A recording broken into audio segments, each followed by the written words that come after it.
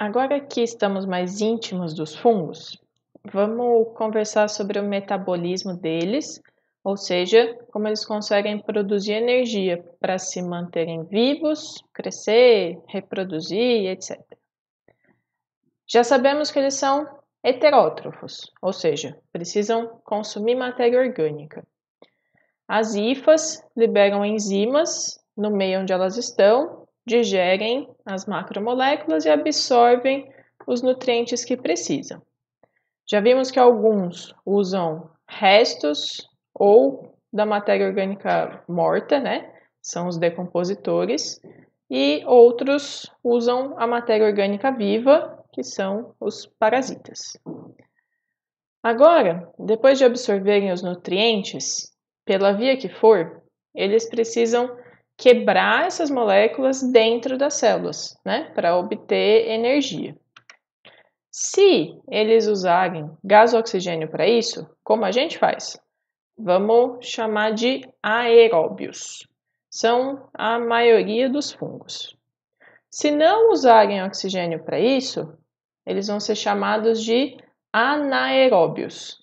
São poucos os gêneros conhecidos, eles são associados principalmente ao trato digestório de animais herbívoros, ajudando na digestão desses animais. Agora, alguns, como as leveduras, por exemplo, o Saccharomyces cerevisiae, que é o famoso fermento biológico, ela é anaeróbia facultativa. O que isso quer dizer? Quase que ela é total flex, ou seja, se tiver presença de oxigênio, beleza, ela usa na respiração celular. Se não tiver, tudo bem também, ela se vira com fermentação alcoólica. Vamos lembrar um pouquinho desses dois processos metabólicos? A respiração celular ou respiração aeróbia é aquela em que a molécula de glicose vai ser totalmente quebrada, produzindo gás carbônico, água e ATP. É aquela que vocês viram com detalhes com o professor Rogério e que tem 3 etapas, né? Glicólise, ciclo de Krebs, cadeia respiratória. Primeiro, a glicose, que é uma molécula que tem 6 átomos de carbono, ela é quebrada em 2 moléculas de ácido pirúvico, cada uma com 3 átomos de carbono. Isso acontece lá no citoplasma, é a glicólise. Aí, esses piruvatos entram na mitocôndria e lá na matriz mitocondrial vão passar por uma série de reações que é o ciclo de Krebs. Os produtos dessa etapa são gás carbônico, água, pouco ATP e as coenzimas, o NADH e o FADH.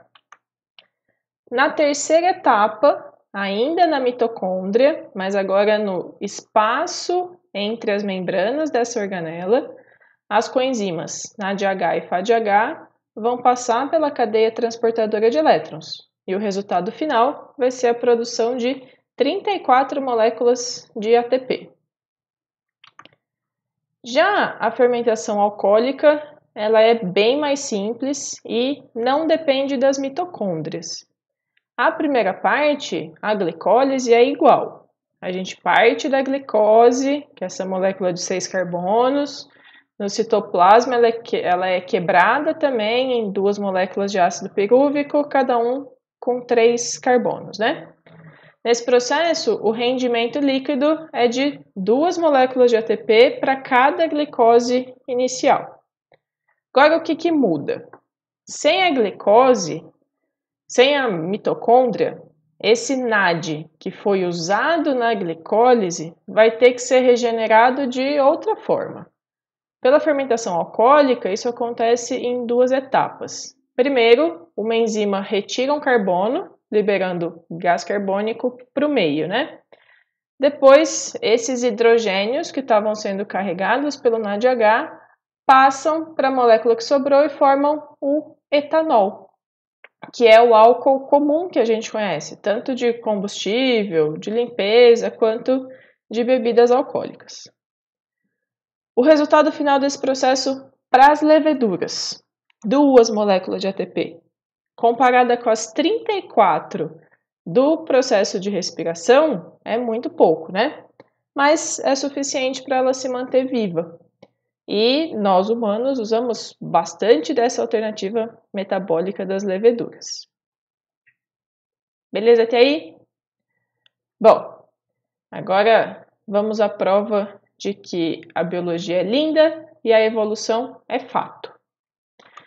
Até um tempo, todo mundo era categórico e falava: fungos são heterótrofos, não produzem o próprio alimento.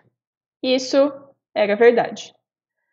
Era verdade até se descobrir em 1992, nos destroços da usina nuclear de Chernobyl, na Ucrânia, onde aconteceu o maior acidente nuclear da história, alguns fungos que estavam se alimentando da radiação gama emitida pelo material radioativo que ainda está lá.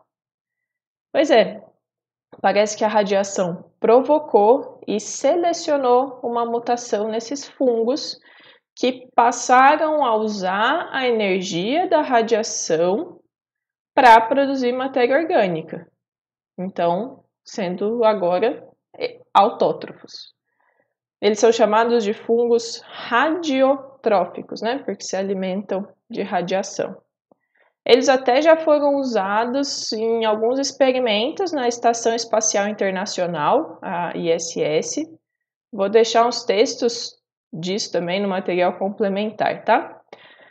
Mas esses fungos aí são novidade, tá? Tanto para a ciência quanto para a história da vida na Terra. Vamos falar agora da reprodução dos nossos amigos fungos. Eles podem ter reprodução assexuada ou sexuada. A assexuada pode ser por brotamento. Por exemplo, aqui nessas leveduras, em condições muito boas, aeróbias, as células das leveduras começam a formar brotos na extremidade. Esses brotos crescem, se soltam e vão formar novas levedurazinhas. Pode acontecer também por fragmentação. Se as hifas de um fungo forem quebradas e colocadas em novos lugares, elas formam novos indivíduos, mas todos clones, todos iguais. Já a reprodução sexuada é um pouquinho diferente. Não vamos ter gametas tipo óvulo e espermatozoide na maioria das espécies de fungos, mas vamos ter uma outra estrutura que é o esporo. Esporo são células com envoltório resistente que, quando germinam, dão origem a um novo indivíduo. Vamos ver um passo a passo geral da reprodução sexuada dos fungos. Começamos com hifas de indivíduos diferentes. Essas aqui, ó, de núcleos vermelhos e essa aqui de núcleos verdes. Elas se aproximam, então elas crescem em direção uma à outra e aí elas se fundem, né? Elas se fundem aqui. Mas os núcleos continuam separados. Aí se forma o corpo de frutificação como um cogumelo. Aí, nesse micélio reprodutivo aí, vai acontecer a fusão desses núcleos, né? Agora, cadê? Aqui. Agora, formando um zigoto.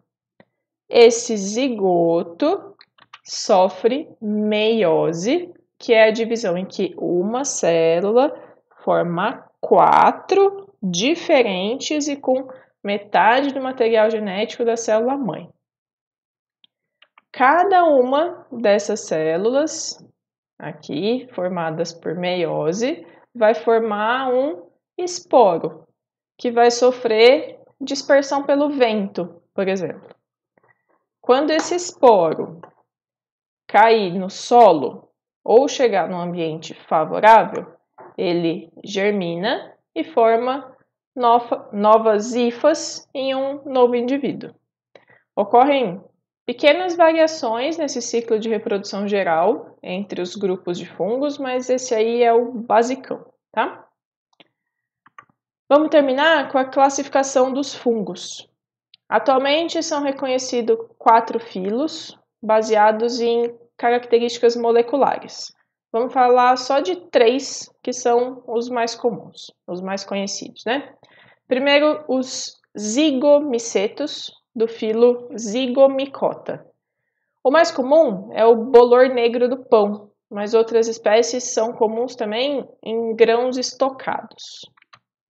Os ascomicetos são a maior parte dos fungos conhecidos.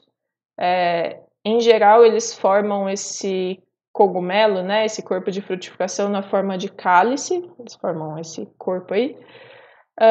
Mas eles podem ser uni- ou pluricelulares. Eles são a maioria das espécies dos fungos conhecidos, né? Nesse grupo estão as leveduras, que a gente já falou bastante, aí os Saccharomyces, o Penicillium, que a gente também já comentou, alguns fungos comestíveis, como a morchela e as trufas, que são muito apreciados na culinária francesa. E os Basidiomycetos, que inclui aqueles que a gente reconhece como cogumelos típicos, aqueles que parecem ter um chapeuzinho.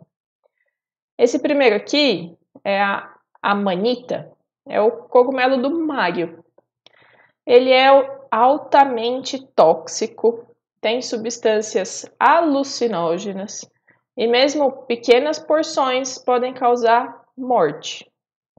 As orelhas de pau também estão nesse grupo dos Basidiomycetos. Então, a lição que fica é: não se pega nenhum cogumelo no meio do mato para comer. Assim como não se come nada embolorado. O máximo que a gente pode comer é aquele do pacotinho, do supermercado, que a gente sabe que são seguros.